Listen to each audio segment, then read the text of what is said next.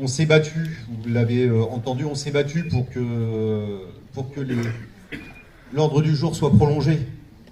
Je crois que c'est en 1905 ou 1906, un camarade du Parti Socialiste a fait des recherches dans les archives de l'Assemblée nationale. Ils ont débattu pendant des mois, en fait, sur le système de retraite.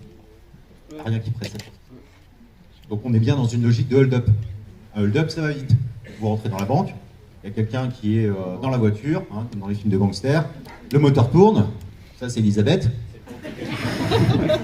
Ah oui. C'est ça, ouais. Vous avez Gabriel Attal et puis Olivier Dussopt qui sont à l'intérieur, qui essayent de faire le braquage. Enfin, quand ils sont pas en train de s'écrouler à l'intérieur de leur siège. Et puis ils ressortent très très vite, vas-y Elisabeth, démarre direction Sénat. Donc c'est la logique du hold-up. Ce qui s'est passé à l'Assemblée nationale de la part de la Macronie, et on a travaillé à désamorcer ça, c'est un grand exercice à la fois de déni et de silence. Le déni d'abord, sur la réalité de ce que vivent des millions de Françaises et de Français, de travailleuses et de travailleurs tous les jours. On a beaucoup parlé, et c'est vrai, de l'égalité salariale entre les femmes et les hommes. Parce que si on réduit cette inégalité salariale, qui est en moyenne de 25% à poste et compétences égales, on fait rentrer 8 milliards d'euros dans les caisses de retraite, en cotisation.